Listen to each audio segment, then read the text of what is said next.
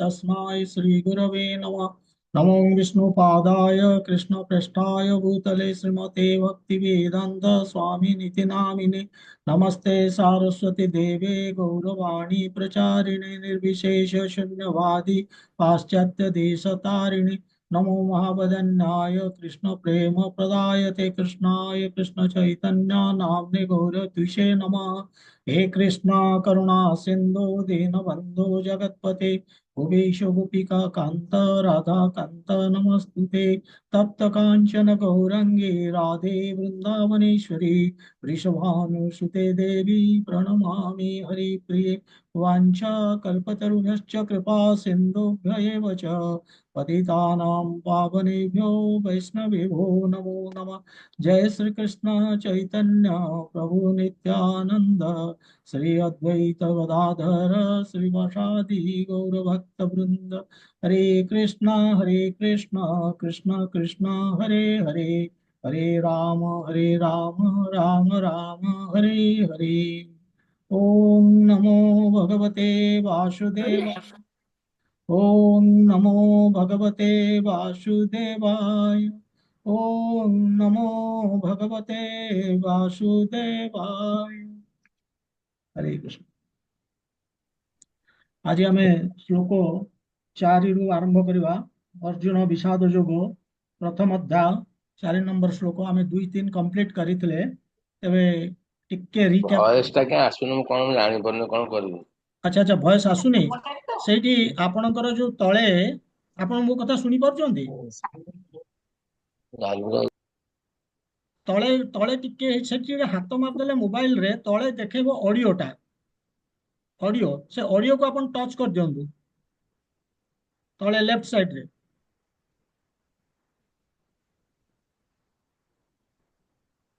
Voice voice तो आसुनी आ केम जानिबा। Anyway तबे recap करबा। आमे जो प्रथम श्लोक रे आमे देखितिले जे सेठी गोटे प्रश्न पचारतिले धृतराष्ट्र। तांकर एटा एकमात्र श्लोक এবং ସେଇଠି से बहुत परेशान रे थिले। से श्लोक माध्यम रे जणा पडुची से जदिओ जानुचंदी युद्ध ପାଇଁ एकाठी ହେଇचन तथापि संजय को पचारुचंदी किंग अकुर्वत संजय कोन करूचंदी पांडवर पुत्र माने ଏବଂ मो पुत्र माने सेठी जो युद्ध करिया एकाठी एकाठी ହେଇचंदी कोन करूचंदी। तांको मनरे तीन प्रकार रो कथा चलथिला सेतबेले। तांको मने चालुथला जे जेहेतु एटा युद्ध होउची कुरुक्षेत्र रे ଏବଂ कुरुक्षेत्रटा गोटे धर्म क्षेत्र सेटा हुए तो अनुकूल होई परिबो पांडव मानक प्रति। फଳରେ पांडव माने जीति जाई पारନ୍ତି ଏବଂ ପୁଣି ଭାବୁଛନ୍ତି ଯେ ଏଟା ଯେହେତୁ ଧର୍ମକ୍ଷେତ୍ର ପାଣ୍ଡବ ମାନେ ଏତେ ଗୁଡେ ରକ୍ତପାତ ହବ ଏବଂ ଏତେ ଗୁଡେ ବଂଶନାଶ ହବ ସେ ପାପ ତାଙ୍କୁ ଲାଗିବ ସେଟା ସେ ସହିପାରିବେନି ତେଣୁ ହୁଏତ ଯୁଦ୍ଧ ନ କରିପାରନ୍ତି। କିନ୍ତୁ ତାଙ୍କର ବେଶୀ ଭୟ ଥିଲା କୋଉଟା ନା ଏଇଟା ଯେହେତୁ ଧର୍ମକ୍ଷେତ୍ର ହୁଏତ ଦୁର୍ଯ୍ୟୋଧନ ଯେ କି ଅଧର୍ମୀ ସେ ଧାର୍ମିକ ହେଇ ଯାଇପାରନ୍ତି ଏବଂ ଯୁଦ୍ଧ କ୍ଷେତ୍ର ଛାଡିକି ପଳେଇ ଯାଇପାରନ୍ତି। এইটা ତାଙ୍କ ମନରେ ଆସୁଥିଲା ଏବଂ ଫଳରେ ସେ ଦେଇଦେବେ ରାଜ୍ୟ ଦେଇଦେବେ ପାଣ୍ଡବ ମାନଙ୍କୁ କହି ମୋର ଯୁଦ୍ଧ କରିବା ଦରକାର ନାହିଁ ଏଇଭଳିଆ। କିନ୍ତୁ ତାକୁ ସେଇ ଯୋଉ ପ୍ରକାରର ସେ ଭାବୁଛନ୍ତି ତାଙ୍କ ମନରେ ଚାଲିଛି ତାକୁ ସଞ୍ଜୟ କହିଲେ ନାଇଁ ସେଭଳିଆ କିଛି ନାହିଁ ଆପଣ ସେଭଳିଆ ଭାବନ୍ତୁନି। ଏବଂ ଅଲରେଡି ଦୁର୍ଯ୍ୟୋଧନ ପ୍ରସ୍ତୁତ ହେଲେଣି ଯୁଦ୍ଧ କରିବା ପାଇଁ ଏବଂ ସେ ଦ୍ରୋଣାଚାର୍ଯ୍ୟଙ୍କ ପାଖକୁ ଯାଉଛନ୍ତି। 3 ନମ୍ବର ଶ୍ଲୋକରେ ସେଟା ସେ କହୁଛନ୍ତି। 4ରେ କହୁଛନ୍ତି ଯେ ଯାଇକି କଣ କଲେ ସେ କହୁଛନ୍ତି।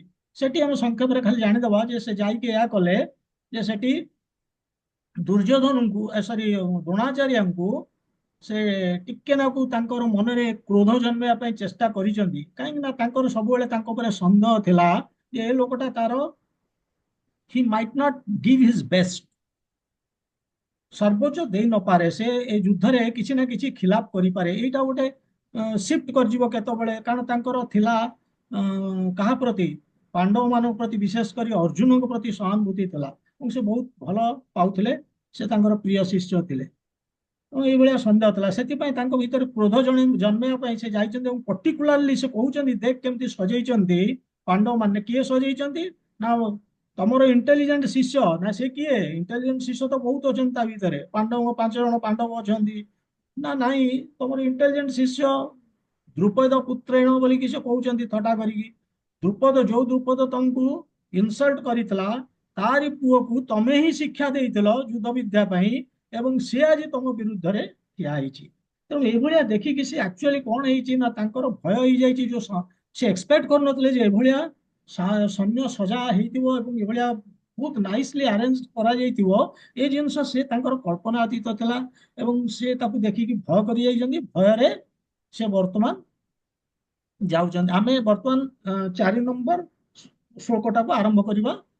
ସେ ବର୍ତ୍ତମାନ 4 ନମ୍ବରରେ କଣ କହୁଛନ୍ତି, ଗୋଟେ ସେକେଣ୍ଡ ମୁଁ ତାକୁ ସେୟାର କରୁଛି।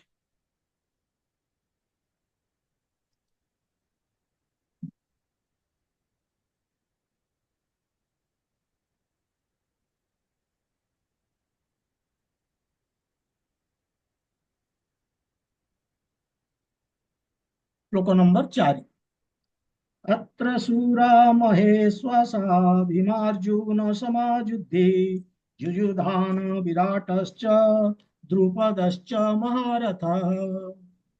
अत्र शूरा महाश्वासा भीमार्जुन समायुद्धे युयुधान विराटश्च द्रुपदश्च महारथः।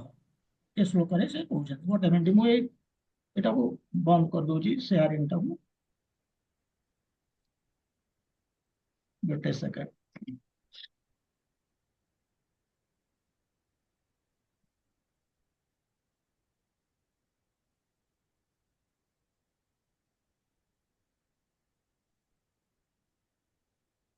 ତ ଏଇଭଳି ଏଇ ଯୋଉ ଶ୍ଲୋକରେ ସେ କହୁଛନ୍ତି ଅତ୍ର ଶୂରା, ଏଠାରେ ଦେଖନ୍ତୁ ବୀରମାନେ କାହାକୁ? ଦୁର୍ଯ୍ୟୋଧନଙ୍କୁ କହୁଛନ୍ତି, ଦ୍ରୋଣାଚାର୍ଯ୍ୟଙ୍କୁ। ଦୁର୍ଯ୍ୟୋଧନ କହୁଛନ୍ତି ଦେଖ ଏଠି ବୀରମାନେ, ଅତ୍ର ଶୂରା ମହା ମହେଶ୍ୱାସା, ମହା ଇଷୁ ଆଶା, ମାନେ ଧନୁର୍ଧାରୀ, ବଡ ବଡ ଧନୁର୍ଧାରୀ ସେମାନେ ଏଠି ଏକାଠି ହେଇଛନ୍ତି। ଏବଂ ସେମାନେ କେମିତି ବୋଲିକି ପଚାରୁଛନ୍ତି, ହାଉ ଦିସ୍ ଗ୍ରେଟ୍ ହିରୋଜ ଆର୍, ଏମାନେ କେମିତି ନା ଭୀମାର୍ଜୁନ ସମାଯୁଦ୍ଧି, ଭୀମ ଅର୍ଜୁନଙ୍କ ଭଳିଆ ଇଏ ଯୁଦ୍ଧରେ ଯେମିତି ସେମାନେ ଯୁଦ୍ଧ କରୁଛନ୍ତି ନିପୁଣ, ଇଏ ସେଇ ଭଳିଆ ଭୀମ ଅର୍ଜୁନଙ୍କ ଭଳିଆ ନିପୁଣ, ଏହା ବୋଲିକି ସେ କହୁଛନ୍ତି। ତାପରେ ଆହୁରି ବି ଅନ୍ୟ କେତେ ଜଣଙ୍କ ନାଁ କହୁଛନ୍ତି, ଯୁଯୁଧାନ, ବିରାଟ, ଦ୍ରୁପଦ, ଏମାନଙ୍କ ନାମ ନେଇଛନ୍ତି ଏବଂ ଏମାନଙ୍କୁ ମାରଥୀ ବୋଲି କହୁଛନ୍ତି। ତେଣୁ ଏମିତି ଯୋଉ ନେଇଛନ୍ତି ଏମାନେ 3 ଜଣଙ୍କ ନାଁ, ତାକୁ ସେମାନେ କାହିଁକି 3 ଜଣଙ୍କ ନାଁ ନଉଛନ୍ତି? ଯୁଯୁଧାନ, ବିରାଟ, ଦ୍ରୁପଦ। ଦ୍ରୁପଦ ତ କ୍ଲିୟର, ଦ୍ରୁପଦ ତାଙ୍କ ସହିତ ତାଙ୍କର ଦୁଶ୍ମନୀ ଥିଲା ଏବଂ ସେ ତାଙ୍କୁ ଅପମାନିତ କରିଥିଲେ। ତଥାପି ତାଙ୍କର ପୁଅ ଧୃଷ୍ଟଦ୍ୟୁମ୍ନ ତାଙ୍କ ପାଖକୁ ଗଲେ ବିଦ୍ୟା ଶିକ୍ଷା କରିବା ପାଇଁ, ଏବଂ ସେ ତ ବ୍ରାହ୍ମଣ, ସେ ତ ମନା କରିବେନି ଦ୍ରୋଣାଚାର୍ଯ୍ୟ, ଏବଂ ତାଙ୍କୁ ବିଦ୍ୟା ଶିକ୍ଷା ଦେଇଛନ୍ତି। ଆଜି ତାଙ୍କ ବିରୁଦ୍ଧରେ ଠିଆ ହେଇଛନ୍ତି। ସେଥିପାଇଁ ଇଏ ଗୋଟେ ଜିନିଷ ପୁଣି ଇନସାଇଟ୍ କରିବା ପାଇଁ ତାଙ୍କ ନାଁ ନେଉଛନ୍ତି, ତାଙ୍କୁ ଟିକେ ତାଙ୍କ ଭିତରେ ଆଙ୍ଗର ସୃଷ୍ଟି କରିବା ପାଇଁ। ଏବଂ ଆଉ ସେ ନାଁ ନେଉଛନ୍ତି ବିରାଟ। ଏ ବିରାଟ ଆକ୍ଚୁଆଲି ସିଏ ବିରାଟ ରାଜା, ଯୋଉଠି ରାଜା ଥିଲେ ସେଠି ଯେତେବେଳେ ଅଜ୍ଞାତବାସ କରୁଥିଲେ କୋଉମାନେ, ପାଣ୍ଡବ ମାନେ, ତାଙ୍କୁ ସେ ଦେଇଥିଲେ ସେଇଠି ରହିବା ପାଇଁ। ଯୋଉ 1 ବର୍ଷ ଅଜ୍ଞାତବାସ ସେଇଠି କରିବାକୁ, ଅଜ୍ଞାତବାସ କରିବାକୁ ସେ ଦେଇଥିଲେ ଏବଂ ସିଏ ବଡ ଧାର୍ମିକ ଲୋକ ଥିଲେ ଏବଂ ସବୁବେଳେ ନ୍ୟାୟ ପକ୍ଷରେ ଚାଲୁଥିଲେ ଏବଂ ପାଣ୍ଡବ ମାନଙ୍କୁ ବି ସପୋର୍ଟ କରୁଥିଲେ। ସେ ଦେଇଥିଲେ ସେ ତାଙ୍କୁ। କିନ୍ତୁ କୌରବ ହଠାତ୍ ଦିନେ କୌରବ ସେନା ତାଙ୍କୁ ଆକ୍ରମଣ କରିଥିଲେ ଏବଂ ସେଥିରେ ଭୀଷ୍ମ, ଦ୍ରୋଣ, କର୍ଣ୍ଣ, ଦୁର୍ଯ୍ୟୋଧନ ଆଦି ସମସ୍ତେ ଆସିଥିଲେ। ତାଙ୍କୁ ବିରାଟ ରାଜାଙ୍କ ସହିତ ସେଠି ଯୁଦ୍ଧ କରିବାକୁ ଆସିଥିଲେ ଏବଂ ବିରାଟ ରାଜାଙ୍କୁ ସେଠି ସେ ମାନେ ଅସ୍ତବ୍ୟସ୍ତ କରିଦେଇଛନ୍ତି, ହଇରାଣ କରିଦେଇଛନ୍ତି। ଏଇ ସମୟରେ ଇଏ ତ ଥିଲେ ଛଦ୍ମବେଶରେ ସେଇଠି। ଅର୍ଜୁନ ସେଇ ଛଦ୍ମବେଶରେ ଥିବା ବେଳେ ହିଁ ସେ ତାଙ୍କର ଗୋଟେ କଣ ଡ୍ୟାନ୍ସର ହେଇକି ତାଙ୍କର ଶିଖଉଥିଲେ ତାଙ୍କର ଝିଅକୁ, ଉତ୍ତରାକୁ କଣ ଶିଖଉଥିଲେ ସେ ଡ୍ୟାନ୍ସ। ଏବଂ ସେଇଠି ସେ ଛଦ୍ମବେଶରେ ଥିଲେ ମଧ୍ୟ ସେ ଦେଖିଲେ ଯେ ଏମିତି ହଉଛି, ଆକ୍ରମଣ କରୁଛନ୍ତି, ତ ସିଏ ପୁରା ସିଙ୍ଗଲ ହ୍ୟାଣ୍ଡେଡଲି ଏ ସମସ୍ତଙ୍କୁ ସେ ସେଠି ଛିନ୍ଛତ୍ର କରିଦେଲେ, ପରାସ୍ତ କଲେ। ତେଣୁ ଏଇଭଳି ହଉଛି ତାଙ୍କର ବିରାଟଙ୍କର ଏବଂ ସେଇଠି ପୁଣି ବିରାଟ ରାଜା ତାଙ୍କୁ ଖୁସି ହେଇକି ସେ ମଧ୍ୟ ତାଙ୍କର ଯୋଉ ଝିଅ ଉତ୍ତରା ତାଙ୍କୁ ସେ ଦେଇଥିଲେ ଏବଂ ଅର୍ଜୁନ କହିଲେ ଯେ ମତେ ନାହିଁ ମୋର ପୁଅ ଅଭିମନ୍ୟୁ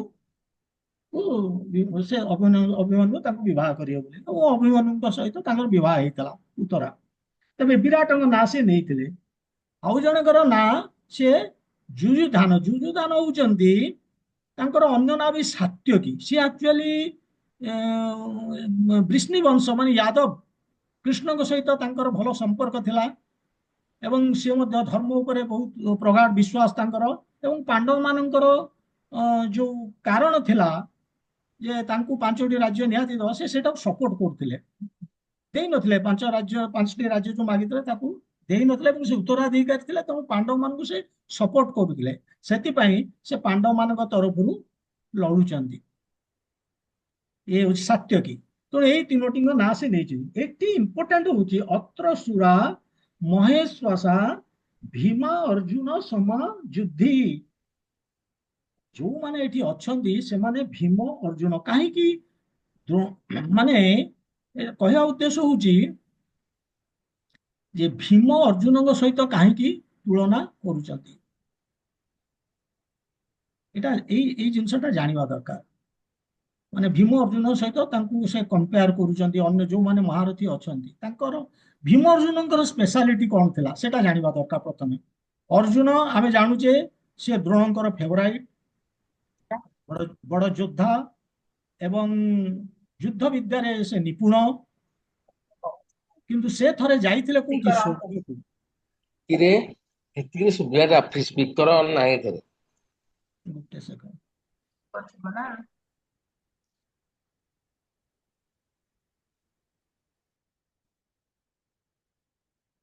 ହଁ,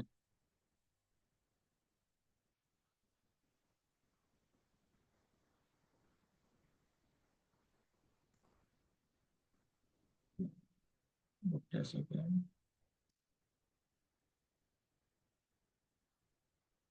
ହୁଁ, ଆମେ ଜାଣୁଛେ ଯେ ସେ ଯାଇଥିଲେ ଥରେ କୋଉଠିକି, ସ୍ୱର୍ଗକୁ ପଳେଇ ଯାଇଥିଲେ। ସ୍ୱର୍ଗରେ ଯାଇକି ସେ ଶିବଙ୍କ ସହିତ ମଧ୍ୟ ଯୁଦ୍ଧ କରିଥିଲେ, ତାଙ୍କୁ ମଧ୍ୟ ପରାସ୍ତ କରିଥିଲେ। ଯେତେ ଦେବତା ଇନ୍ଦ୍ର ଫିନ୍ଦ୍ର ସମସ୍ତଙ୍କୁ ସେ ପରାସ୍ତ କରିକି ସେଠୁ ସେ ବହୁତ କଲେକ୍ଟ କରିଥିଲେ। ସେମାନେ ଖୁସି ହେଇକି ମଧ୍ୟ ଦେଇଥିଲେ ଅର୍ଜୁନକୁ ସେ ଦିବ୍ୟ ଅସ୍ତ୍ର ସବୁ ଦେଇଥିଲେ। ଦୁର୍ଯ୍ୟୋଧନ ଜାଣିଥିଲେ ଯେ ସେଇଥିପାଇଁ ଯେ ଅର୍ଜୁନଙ୍କର ପାୱାର କେତେ। ଯୋଉ ଲୋକ ଯାଇକି ଉପରେ ଦେବତା ମାନଙ୍କୁ ପରାସ୍ତ କରିଦଉଛି ତାର ପାୱାର କେତେ ହବ ସେ ଜାଣିଥିଲେ। ଏବଂ ସେ ଯୋଉ ସେଲେଷ୍ଟିଆଲ ୱିପନ୍ସ ଦିବ୍ୟ ଅସ୍ତ୍ର ସବୁ ପାଇଥିଲେ ତାହାର ବି କେତେ ପାୱାର ସେ ଜାଣିଥିଲେ।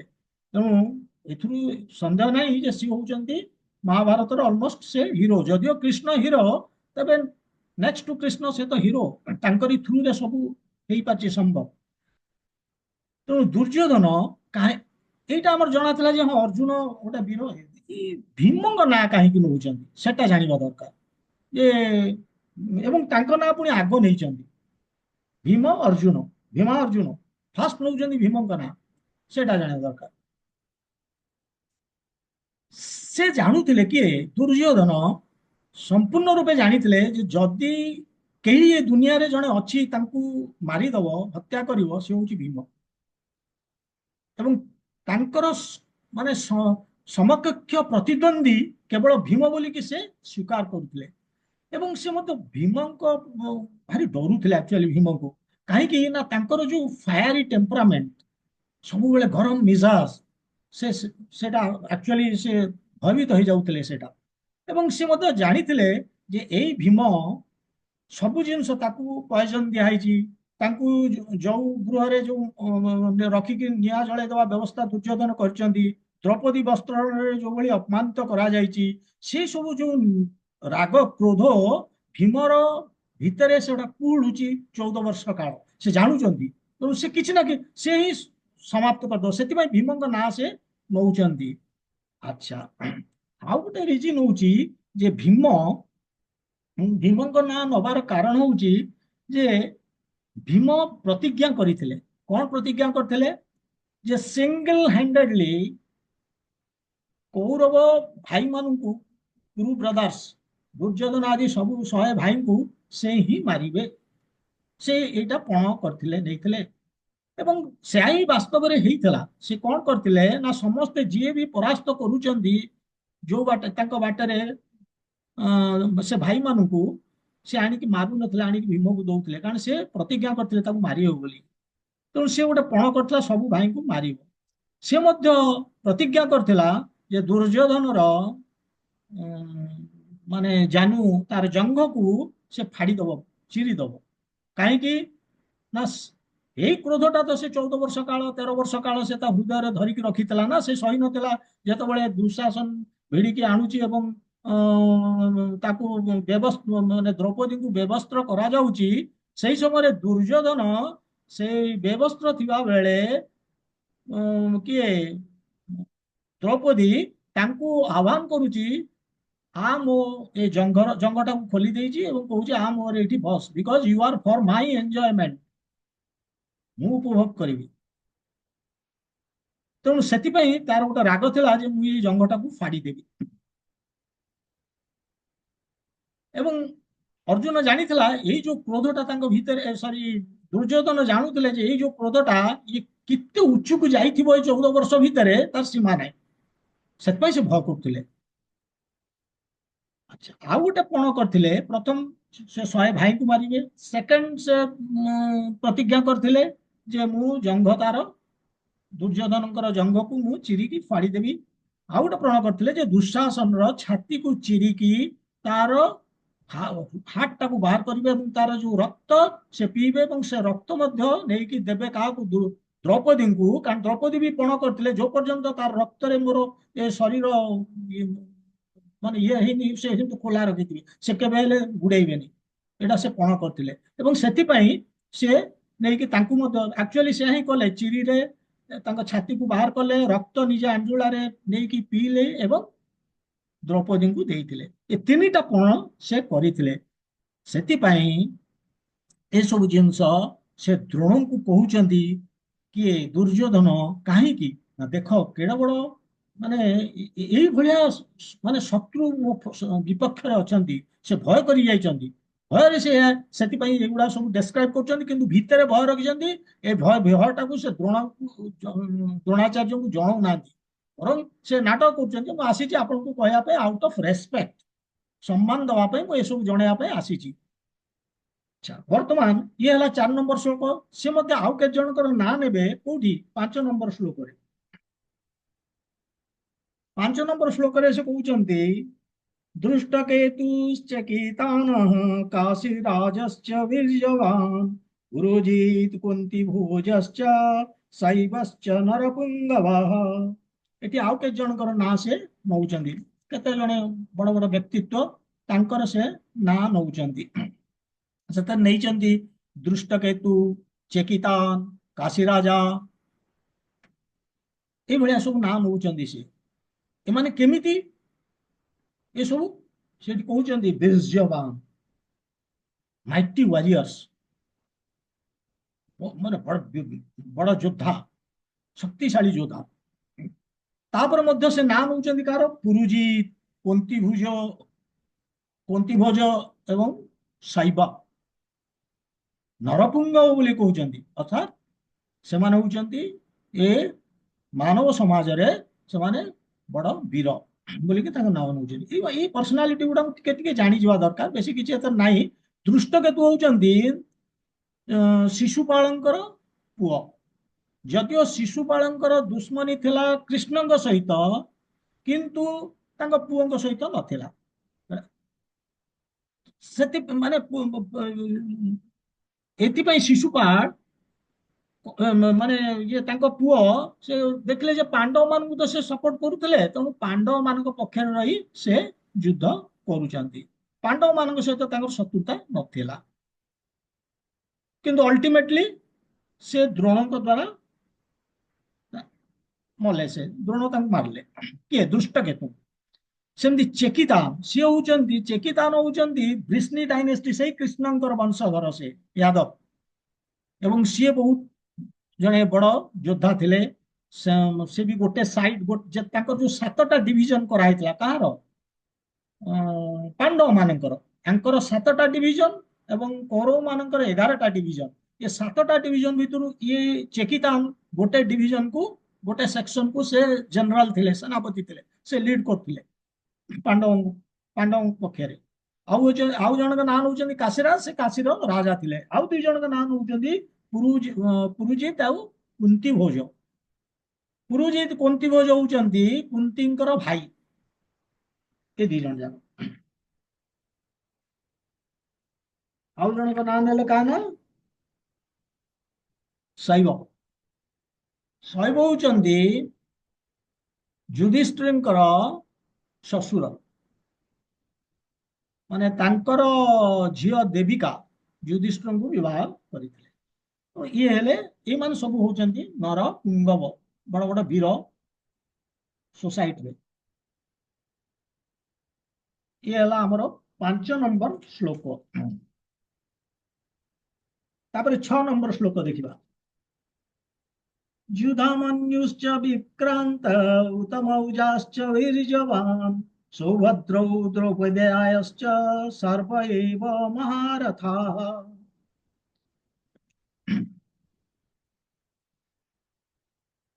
एठी कोन कहउचंदी युधामन्यु च युधामन्यु च माने मध्य युधामन्युश्च विक्रांत युधामन्युଙ୍କ भଳିଆ शक्तिशाली वीर हीरो आउ जन नाम होउचंदी उत्तम औज ताकू कहउचंदी वीर्यवान ग्रेट फाइटर अच्छा ये दी जन किए युधामन्यु आउ उत्तम औज ये दी जन एक्चुअली दी भाई युधामन्यु होउचंदी युधामन्यु होउचंदी पांचल राज्यर राजा तांकू दिया हितला कोन दायित्व ना से अर्जुनंकर रथर चक को प्रोटेक्ट करिवे ये दायित्व तांकू दिया हितला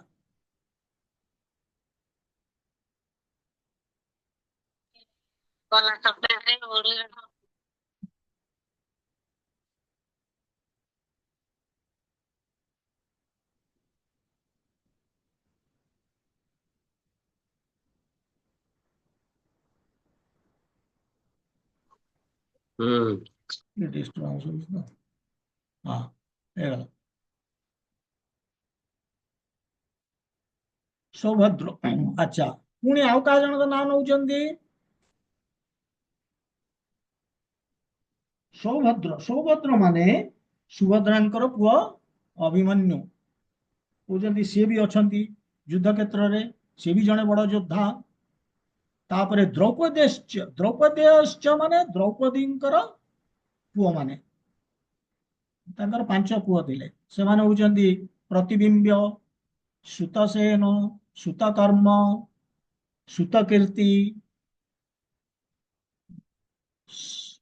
सतनिक एमती 5 जन सतनिक सुतकीर्ति सुतकर्म सुतसेन प्रतिबिंब ये होउचंदी द्रौपदींकर 5टी पुओ एवं द्रौपदेय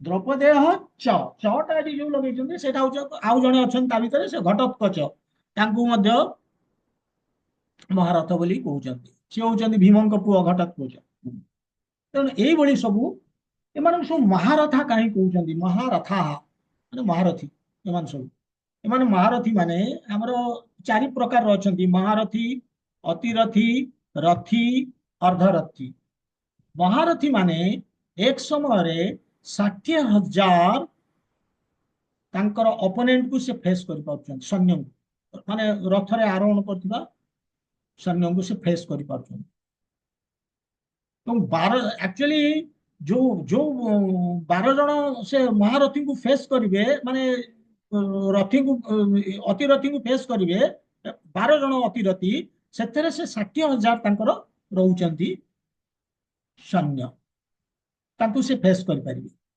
अतिरथी 10,000 सैन्य फेस कर परचंती तांको सम्मुखरे आउ रथी से 5,000 रथी सॉरी रथी केवल जड़े प्रतिद्वंदी को फेस करुची आ अर्धरथी ତାର ସିଏ ନିଜେ ଏକୁଟିଆ ଫେସ୍ କରିପାରୁନି କୌଣସି ରଥିକୁ, ତା ପାଇଁ ଆଉ ଅନ୍ୟମାନେ ସପୋର୍ଟ କରିବେ।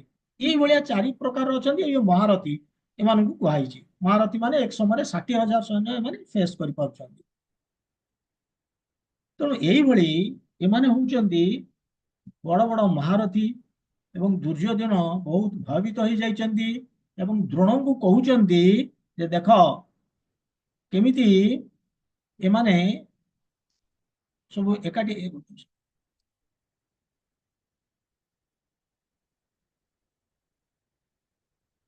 କେମିତି ସେମାନେ ସୁନ୍ଦର ଭାବରେ ସଜ୍ଜିତ ହେଇକି ଠିଆ ହେଇଛନ୍ତି ଆଉ କେଡେ କେଡେ ବଡ ବଡ ବୀର ଯୋଦ୍ଧା। ଏଇଭଳି ଯୋଉ ଭୟଟା ତାଙ୍କର ରହିଛି, ଭୟ ଚାଲିଛି, ଆମେ ଦେଖୁଛେ 2ୟ ନମ୍ବର ଶ୍ଲୋକରୁ 6 ନମ୍ବର ପର୍ଯ୍ୟନ୍ତ ଆସିଲେଣି ତାଙ୍କର ଏ ଭୟ ରହିଛି। ଏବଂ ସେଇଗୁଟାକ ସେ ଖାଲି ସେଇ ଭୟରେ ସେ କହୁଛନ୍ତି କାହାକୁ, ଦ୍ରୋଣଙ୍କୁ, ଯେ ଦେଖ ଏଇଭଳିଆ ବଡ ବଡ ମହାରଥୀ ଅଛନ୍ତି, ତମର ଯଦି କିଛି ବି ସହାନୁଭୂତି ଅଛି କାହା ପ୍ରତି, ପାଣ୍ଡବ ମାନଙ୍କ ପ୍ରତି, ଯୋଉ ସଫ୍ଟ କର୍ଣ୍ଣର ଟିକକ ରହିଛି ତାକୁ ତମେ ପରିତ୍ୟାଗ କର ଏବଂ ଜଷ୍ଟ ତାଙ୍କୁ ମାର, ଆଉ କିଛି ନାହିଁ, ଚିନ୍ତା କରିବନି ତମେ। ଏଇଭଳି ଆମେ ଦେଖୁଛେ ଯେ ତାଙ୍କର ରାଜନୈତିକ ମାନସିକତାଟା କେମିତି, ରାଜନୀତିରେ ସେ ଧୁରନ୍ଧର, ଡିପ୍ଲୋମାସି, ଏବଂ ସେଥିପାଇଁ ସେ ଦୁର୍ଯ୍ୟୋଧନକୁ ଏ ଚେତାବନୀ, ସରି ଦ୍ରୋଣାଚାର୍ଯ୍ୟଙ୍କୁ ଏ ଚେତାବନୀ ଦଉଛନ୍ତି ଯେ ତମେ କୋହଳ ହୁଅ ନା ଏ ଯୁଦ୍ଧରେ, ତମେ ତମର ବେଷ୍ଟ ଦେବାକୁ ଚେଷ୍ଟା କର। ଆଚ୍ଛା, ଏଇଭଳି ପାଣ୍ଡବ ମାନଙ୍କ ସାଇଡର ସେ ବହୁତ କିଛି କହିସାରିଲା ପରେ ବର୍ତ୍ତମାନ ସେ କହିବାକୁ ଯାଉଛନ୍ତି ତାଙ୍କର ନିଜ ସୈନ୍ୟ ବିଷୟରେ। କାହିଁକି ନା ଏପର୍ଯ୍ୟନ୍ତ ସିଏ କେବଳ ପାଣ୍ଡବ ମାନଙ୍କ ଜିନିଷ କହୁଛନ୍ତି, ଗୋଟେ କମ୍ପାରେଟିଭ ଆନାଲିସିସ୍ ଦେବେ ନା, ତୁଳନା କରିକି। ତେଣୁ ସେ ବର୍ତ୍ତମାନ କୌରବ ସେନାଙ୍କ ବିଷୟରେ କହିବେ ଏବଂ ତାଙ୍କର ଯୋଉ ସେନାପତି ତାଙ୍କ ବିଷୟରେ କହିବେ। ଏଠି 7 ନମ୍ବରରୁ ତାଙ୍କର ଆରମ୍ଭ, ଶ୍ଲୋକ 7। अस्माकं तु विशिष्टा जे तान्निबोधो द्विजोतमा नायका मम सैन्यस्य संज्ञार्थं तान् ब्रवीमीते। ଏଥିରେ କହୁଛନ୍ତି अस्माकं तु विशिष्टा जे तान्निबोଧ द्विजोतମ, ଦ୍ୱିଜୋତ୍ତମ କହୁଛନ୍ତି ହେ ବ୍ରାହ୍ମଣ ଶ୍ରେଷ୍ଠ, ଦ୍ୱିଜୋତ୍ତମ ମାନେ ଦ୍ୱିଜ ଉତ୍ତମ, ବ୍ରାହ୍ମଣ ଶ୍ରେଷ୍ଠ ଦ୍ରୋଣାଚାର୍ଯ୍ୟ, ତାଙ୍କୁ ସେ କହୁଛନ୍ତି। ମାନେ ଏଇ ଜିନିଷ ଗୁଡାକ କହିସାରିଲା ପରେ ବର୍ତ୍ତମାନ ସେ ଆରମ୍ଭ କରୁଛନ୍ତି 6 ନମ୍ବର ଶ୍ଲୋକ, ଏଇଥିପାଇଁ ଯେ ସେ କନଭିନ୍ସ କରିବାକୁ ଚାହୁଁଛନ୍ତି ଯେ ଏମାନଙ୍କୁ କୌଣସି ମତେ ମାରିବା ଦରକାର। ଏଇ ଯୋଉ ମହାରଥୀ ମାନେ ଠିଆ ହେଇଛନ୍ତି, ସେଥିପାଇଁ ତାଙ୍କ ଯେତେକ ତାଙ୍କର, କିନ୍ତୁ କଥା ହଉଛି ସେମାନେ ଭୟ କରିଯିବେ ନା, ସେ କହିବେ ଖାଲି ଇଏ ତାଙ୍କର ବିଷୟରେ କହୁଛନ୍ତି ଏବଂ ଦେଖଉଛନ୍ତି ଯେ ସେମାନେ ବଡ ବଡ ଯୋଦ୍ଧା, ତାହେଲେ ଅଟୋମେଟିକାଲି ସେ ଟିକେ ଡରିଯିବେ ତାଙ୍କ ସୈନ୍ୟମାନେ ତାଙ୍କ। ତେଣୁ ତାଙ୍କୁ ଏନକରେଜ କରିବା ପାଇଁ ସେ ମଧ୍ୟ କହିବାକୁ ବର୍ତ୍ତମାନ ଯାଉଛନ୍ତି ଦେଖ ଆମ ପଟେ ବି କେତେ ବଡ ବଡ ଯୋଦ୍ଧା ଅଛନ୍ତି, କେତେ ପାୱାରଫୁଲ, ଆମ ଯଦିଓ ଅପୋନେଣ୍ଟ ପାୱାରଫୁଲ ଆମେ ବି ତା ତୁଳନାରେ କମ ନୁହେଁ, ତେଣୁ ଆମର ଷ୍ଟ୍ରେଂଥ ବି ଅଛି। ସେଥିପାଇଁ ସେ କହୁଛନ୍ତି ଦ୍ୱିଜୋତ୍ତମ, ହେ ବ୍ରାହ୍ମଣ ଶ୍ରେଷ୍ଠ, ତମେ ଦେଖ କଣ ତାନ୍ ନିବିଦ୍ଧ ବୋଲି ବି ସେ କହୁଛନ୍ତି। ତାନ୍ ନିବୋଧ, ତାନ୍ ନିବୋଧ ମାନେ ସେମାନଙ୍କୁ ଜାଣି ରଖନ୍ତୁ, ସେମାନଙ୍କୁ ବୁଝିବାକୁ ଚେଷ୍ଟା କରନ୍ତୁ। କାହାକୁ? अस्माकं तु विशिष्टा ଯେ, अस्माकं ତୁ ବିଶିଷ୍ଟା ଯେ, ଆମମାନଙ୍କ ଭିତରେ ଯୋଉମାନେ ଅଛନ୍ତି ସେମାନେ କେଡେ କେତେ ବୀର ଏବଂ ତାଙ୍କର ଷ୍ଟ୍ରେଂଥ କଣ, ମୁଁ ସେଇମାନଙ୍କ ବିଷୟରେ କହିବାକୁ ଯାଉଛି, ତେଣୁ ତାଙ୍କ ବିଷୟରେ ଜାଣ। ସ୍ପେଶାଲି ନାୟକ ମମ ସୈନ୍ୟସ୍ୟ ନାୟକା, ମୋ ସୈନ୍ୟ ମାନଙ୍କର, ଯୋଉମାନେ ସୈନ୍ୟ ମାନଙ୍କ ଭିତରେ ଯୋଉମାନେ ସେନାପତି ବା ହିରୋ, ତାଙ୍କ ବିଷୟରେ ମୁଁ କହିବାକୁ ଯାଉଛି। ତାନ୍ ବ୍ରବୀମିତେ, ତାନ୍ ବ୍ରବୀମିତେ ମାନେ ସେମାନଙ୍କ ବିଷୟରେ ମୁଁ କହୁଛି ଏବଂ ତମେ ଶୁଣ। ଦ୍ରୋଣାଚାର୍ଯ୍ୟ ପଚାରୁଛନ୍ତି କଣ ପାଇଁ କହିବ, ସଂଜ୍ଞାର୍ଥମ, ତମର ଜାଣିବା ପାଇଁ, ଫର ୟୋର ନଲେଜ, ଏହା ବୋଲିକି ସେ କହୁଛନ୍ତି। ବର୍ତ୍ତମାନ ଏଇଭଳି ସେ ବହୁତ ଜିନିଷ ପାଣ୍ଡବ ମାନଙ୍କୁ କହିବା, ପାଣ୍ଡବ ମାନଙ୍କ ବିଷୟରେ କହିବା ପରେ ତାମାନେ ସେ ଦେଖିଲେ, ବର୍ତ୍ତମାନ ରିଅଲାଇଜ କଲେ ଯେ ମୁଁ ତ, ମୋର ଯୋଉ ସୈନ୍ୟର ଷ୍ଟ୍ରେଂଥ ଅଛି ମୁଁ ସେ ବିଷୟରେ ବି କିଛି କହିବା ଦରକାର ନା, ନହେଲେ ନାହିଁ ସେମାନେ ହତୋତ୍ସାହ ହେଇଯିବେ। ମୁଁ ଟିକେ କୁହେ ଏବଂ ତାଙ୍କୁ ଏନକରେଜ କରେ ଏବଂ ଦ୍ରୋଣାଚାର୍ଯ୍ୟଙ୍କୁ ମଧ୍ୟ ଏନକରେଜ କରିବାକୁ ପଡିବ। ସେଥିପାଇଁ ସେ କହୁଛନ୍ତି ଅସ୍ମାକଂ ତୁ ବିଶିଷ୍ଟା, ଯେ ଆମମାନଙ୍କ ଭିତରେ ଯିଏ ବଡ ବଡ ହିରୋ ବୀର ଅଛନ୍ତି ତାଙ୍କରି ବିଷୟରେ ସେ କହୁଛନ୍ତି। ଏବଂ ସେ ଯେତେବେଳେ ଦ୍ରୋଣାଚାର୍ଯ୍ୟଙ୍କୁ ଏଇ କଥା କହୁଛନ୍ତି, ଅନ୍ୟମାନେ ବି ଶୁଣୁଛନ୍ତି ନା, ସୈନ୍ୟମାନେ ସବୁ ଶୁଣୁଛନ୍ତି।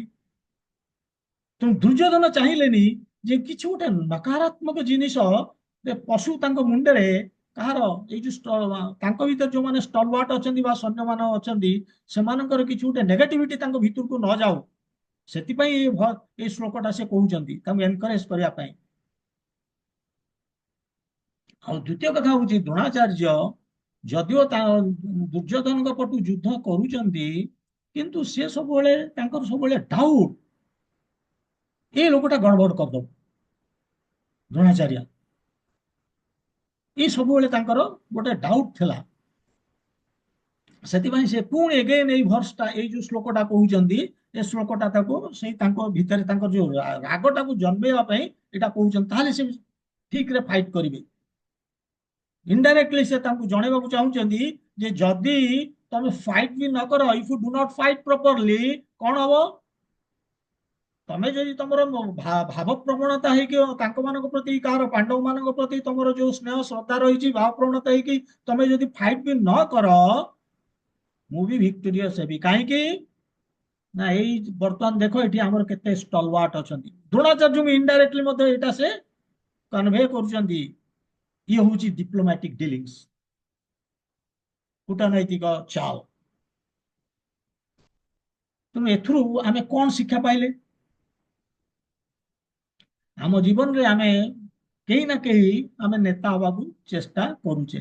ପରିବାରରେ ହଉ କି ସର୍ଭିସ କ୍ଷେତ୍ରରେ ହଉ କି ସୋସାଇଟିରେ ହଉ କି ନେସନ ଦେଶ କ୍ଷେତ୍ରରେ ହଉ ବା ପୁରା ପୃଥିବୀର ନେତା ବି ହବାକୁ ଚେଷ୍ଟା କରୁଛନ୍ତି। ଏଥିରେ ସିଏ ଦେଖଉଛନ୍ତି ଏଠି ନେତା କେମିତି, ଦୁର୍ଯ୍ୟୋଧନ କେମିତି ଡିଲ୍ କରୁଛନ୍ତି, ସେଥିରୁ ନେତା କେମିତି ହୁଅନ୍ତି ସେଟା ସେ ଜଣାଉଛନ୍ତି। ଫାର୍ଷ୍ଟ ଥିଙ୍ଗ, ନେତା କେବେ ହେଲେ ତାର ସବଅର୍ଡିନେଟ, ତାଙ୍କ ତଳେ ଯୋଉମାନେ ଅଛନ୍ତି ତାଙ୍କୁ ଡିସ୍କରେଜ କରିବା କଥା ନୁହେଁ, ହତୋତ୍ସାହ କରିବା କଥା ନୁହେଁ। ତାଙ୍କ ସହିତ ହତୋତ୍ସାହ ହେବେ, ତାଙ୍କ ଭିତରେ ଯୋଉ ବେଷ୍ଟ ଥିବ ସେ ଆଉ ବାହାରିବନି। ଇଏ ହେଲା ପ୍ରଥମ। ତାଙ୍କ ଭିତରେ ନକାରାତ୍ମକ ଜିନିଷ କିଛି ଭର୍ତ୍ତି କରିବାର ନାହିଁ, କଥାରେ ହଉ ବା କାର୍ଯ୍ୟରେ ହଉ। ଯଦି କୌଣସି ଜିନିଷ ଏଇଭଳିଆ ଆମେ ତାଙ୍କୁ ଡିସ୍କରେଜ କରିବା ବା ତାଙ୍କର ନେଗେଟିଭିଟି ତାଙ୍କ ଭିତରେ ପୁରେଇବା, ତାହେଲେ ସେମାନେ ତାଙ୍କର ବେଷ୍ଟ ଦେଇପାରିବେନି। ଦ୍ୱିତୀୟ ଜିନିଷ, ଦୁର୍ଯ୍ୟୋଧନ ସେଇଟା ସେ କରିବାକୁ ଦେଲାନି କେବେ ହେଲେ। ସେ ଡିସ୍କରେଜ, ସେ ବରଂ ତାଙ୍କର ଡେସ୍କ୍ରାଇବ କଲା ପରେ, ତାଙ୍କର ସବୁ ସୈନ୍ୟ ଇଏ ସବୁ ଡେସ୍କ୍ରାଇବ କଲା ପରେ ସେ ଆସିକି ନିଜ ଏନକରେଜ କରିବା ପାଇଁ ସେ ବି କହୁଛି ଆମ ଭିତରେ ଦେଖ କେମିତି ବଡ ବଡ ବୀର ଅଛନ୍ତି, ସେନାପତି ଅଛନ୍ତି ଏବଂ ପ୍ରାଣ ଦେବାକୁ କେମିତି ସେମାନେ ରେଡି ଅଛନ୍ତି, ଏସବୁ ଜିନିଷ କହୁଛି। ସେକେଣ୍ଡ ସେକେଣ୍ଡ କ୍ୱାଲିଟି ହଉଛି ଦୁର୍ଯ୍ୟୋଧନ ସବୁବେଳେ ଆବଜର୍ଭ ରହୁଥିଲେ। ମାନେ ସେ ଯାହା କହୁଥିଲେ ସେଟା ଯେମିତି ଆଫେକ୍ଟ ନ କରେ ଅନ୍ୟକୁ, ସେଇଥିରେ ସେ ଯୋଉ ଜିନିଷ କହୁଥିଲେ ସେଇଥିରେ ସେ ଅନ୍ୟ ଆଡେ ଡିଷ୍ଟର୍ବାନ୍ସ ତାଙ୍କର ନଥିଲା। ସେ ନିଜେ ଆବଜର୍ଭ ଥିଲେ, ଅନ୍ୟ କଥା କିଛି ଚିନ୍ତା କରୁନଥିଲେ। କଣଟେ କହୁଛନ୍ତି, very careful about what Hi was ସେଇଂ। ତେଣୁ ସେ ଆବଜର୍ଭ ଥିଲେ, କାହିଁକି ନା ଅନ୍ୟମାନେ ଶୁଣୁଛନ୍ତି ନା। ଗଲତ ଜିନିଷଟେ ଇନଫର କରିକି ଚାଲିଯିବେ ଏବଂ ତାଙ୍କର ଯୋଉ ଭଲ ହବାର ଅଛି ଯୁଦ୍ଧରେ ସେଟା ନ ହେଇପାରେ। ତୃତୀୟରେ, ଦୁର୍ଯ୍ୟୋଧନ ଚାହୁଁଥିଲେ ଟିମ୍ ସ୍ପିରିଟ ଟା ରଖିବା ପାଇଁ। ତେଣୁ ସମସ୍ତେ କେମିତି ତାଙ୍କର ବେଷ୍ଟ ଦେବେ, ସେଥିପାଇଁ ସେ ସେଇଭଳିଆ ସମସ୍ତଙ୍କୁ ନଜରରେ ରଖିକି ସେ ପ୍ରଶଂସା କରୁଛନ୍ତି। ସବୁତକ ଟେନସନ ଆଉ ପ୍ରେସର ସେ ଭିତରେ ରଖୁଥିଲେ। ଯଦିଓ ସେ ଫିୟରଫୁଲ, କେବେ ହେଲେ ସେ ଦ୍ରୋଣାଚାର୍ଯ୍ୟଙ୍କୁ ଜଣେଇଲେ ନାହିଁ ଯେ ମୁଁ ଭୟ କରିଯାଇଛି ବୋଲିକି। ଆକ୍ଚୁଆଲି ସେ ଫିୟରଫୁଲ ଥ୍ରୁ ଆଉଟ୍, 2 ନମ୍ବରରୁ 6 ନମ୍ବର ପର୍ଯ୍ୟନ୍ତ ସେ ଭୟଭୀତ ହେଇଯାଇଛନ୍ତି। ସେ ଏକ୍ସପେକ୍ଟ କରୁନଥିଲେ ଯେ ପାଣ୍ଡବ ମାନେ ତାଙ୍କର ଯୋଉ ସୈନ୍ୟ ଏତେ ସୁନ୍ଦର ଭାବରେ ସଜେଇଥିବେ, ସେଇଟା ସେ କେବେ ହେଲେ ଆଶା ହିଁ କରୁନଥିଲେ। ସେଇଠୁ ତାଙ୍କର ଭୟ ହେଇଯାଇଛି ଦେଖିକି। କିନ୍ତୁ ସେ ଭୟକୁ ଭିତରେ ରଖିଥିଲେ, ସେ ଭୟକୁ ସେ ତାଙ୍କୁ ଜଣେଇବ ମାନେ ବାହାରକୁ ଆଣୁ ନଥିଲେ, ତାକୁ ତାକୁ ସେ ନିଜ ଭିତରେ ରଖିଥିଲେ। ସବୁ ତାଙ୍କର ଯିଏ ସବଅର୍ଡିନେଟ ତାଙ୍କୁ ସେ ଜଣେଇବାକୁ ଦଉନଥିଲେ। ଇଏ ହଉଛି ଲିଡରସିପ କ୍ୱାଲିଟି। ଏବଂ ଯେତେବେଳେ କ୍ରିଟିକାଲ ସିଚୁଏସନ ଆସୁଛି, ଘଡ଼ିସନ୍ଧି ମୁହୂର୍ତ୍ତ, ସେତେବେଳେ ସେ ସବଅର୍ଡିନେଟ ମାନଙ୍କୁ ମଧ୍ୟ ଆପ୍ରୋଚ କରୁଛି। କାହିଁକି ନା ସେମାନେ କାଳେ ତାଙ୍କର ମାନେ ଠିକରେ ସେ ଯୋଉ ହେଲ୍ପଟା କରିବା କଥା ସେନାପତି ମାନଙ୍କୁ ସେ ନ କରିପାରନ୍ତି। ତ ସିନିୟର ମାନଙ୍କୁ ସେ ପ୍ରଶଂସା କରୁଛି, ଆଟ ଦି ସେମ ଟାଇମ ସବଅର୍ଡିନେଟ ମାନଙ୍କୁ ମଧ୍ୟ ଦୁର୍ଯ୍ୟୋଧନ ପ୍ରଶଂସା କରୁଛନ୍ତି। ସେଥିପାଇଁ ସେ ବର୍ତ୍ତମାନ ଆଉ କେତେ ଜଣ ପର୍ସନାଲିଟି ବ୍ୟକ୍ତିତ୍ୱ ଅଛନ୍ତି ତାଙ୍କ ବିଷୟରେ କହିବାକୁ ଯିବ। ଏଇଟା ବର୍ତ୍ତମାନ ଆରମ୍ଭ ହବ କୋଉଠୁ? 8 ନମ୍ବର ଶ୍ଲୋକ ହେଇପାରିବା, କିନ୍ତୁ ଆଉ 2-3 ମିନିଟ ଅଛି, 40 ହେଇଯିବ। ତେଣୁ ଆଉ 2 ମିନିଟ ଅଛି, ତେଣୁ ଆଉ ହବନି ସମୟ, ନହେଲେ ନେଇ ଯାଇଥାନ୍ତେ। ଆଉ ବର୍ତ୍ତମାନ ତାମାନେ ଆମେ 7 ପର୍ଯ୍ୟନ୍ତ ଆସିଗଲେ। ଆମେ ଶ୍ଲୋକ 8ରୁ ଆରମ୍ଭ କରିବା ନେକ୍ସଟ କ୍ଲାସ, ପୁଣି ବୁଧବାର। ଆମର ସଣ୍ଡେ ଆଉ ରବିବାର ଆଉ ବୁଧବାର 2 ଦିନ କ୍ଲାସ, ତେଣୁ ଆମେ ପୁଣି ଆଟେଣ୍ଡ କରିବା ପୁଣି ନେକ୍ସଟ ବୁଧବାର, ପୁଣି 8 ନମ୍ବର ଶ୍ଲୋକ। ଇଏ ଚାଲିଛି ବର୍ତ୍ତମାନ ଏଇଭଳିଆ ଯୋଉ ଯୁଦ୍ଧ ପାଇଁ ପ୍ରସ୍ତୁତି। ଏବଂ ଫାର୍ଷ୍ଟ ଫେଜ ବର୍ତ୍ତମାନ ଚାଲିଛି ଯେ ତାଙ୍କର ଦୁର୍ଯ୍ୟୋଧନ କମ୍ପାରେଟିଭ ଆନାଲିସିସ୍ କରୁଛନ୍ତି ସେନା ଦଳଙ୍କର। ତାଙ୍କର ସେନା ଦଳର କେମିତି ଡେସ୍କ୍ରାଇବ କରିସାରିଲା ପରେ କାହାକୁ? ଦ୍ରୋଣାଚାର୍ଯ୍ୟଙ୍କୁ ସେ ବର୍ତ୍ତମାନ ତାଙ୍କ ନିଜର ସୈନ୍ୟର ଷ୍ଟ୍ରେଂଥ ଜିନିଷଟା କହୁଛନ୍ତି, ଡେସ୍କ୍ରାଇବ କରୁଛନ୍ତି। ଇଏ ଚାଲିବ ବର୍ତ୍ତମାନ ଗୋଟେ ଯୋଡ଼େ ପର୍ଯ୍ୟନ୍ତ ଚାଲିବ, ଆଉ ତାପରେ ବଦଳିଯିବ ପୁଣି କଥା। এইଭଳି ଆମେ ଦେଖିବା ଯେ 1 ନମ୍ବର ଏଇ ଯୋଉ ବିଷୟ ଅର୍ଜୁନ ବିଷାଦ ଯୋଗ, ଏଇଭଳିଆ ଏଥିରେ ବହୁତ ଜିନିଷ ଆମେ ଦେଖିବା ଯେ ଇଏ ୟା ପରେ ଆସିବେ କୋଉଠି? ଅର୍ଜୁନ ଆସିବେ ଏବଂ ହିରୋ ଆମର କୃଷ୍ଣ ଆସିବେ। ସେତେବେଳେ ଯାଇକି ଆମକୁ ଆହୁରି ଟିକେ ଭଲ ଓପନ ଅପ୍ ହବ, କାରଣ ସେତେବେଳେ ବହୁତ ଜିନିଷ ଆସିବ ଯୋଉଗୁଡା କି ଆମ ଜୀବନର ବଡ କ୍ରିଟିକାଲ ସମୟ ବା ପ୍ରୋବ୍ଲେମ ଆମେ ଡିଲ୍ କରିପାରୁନେ, ସେଇଭଳିଆ ପ୍ରଶ୍ନ ପଚାରିବେ ଅର୍ଜୁନ, ଏବଂ ତାପରେ କୃଷ୍ଣ ତାକୁ ଶୁଣୁଥିବେ ଏବଂ ଆନାଲିସିସ୍ ଚାଲିବ।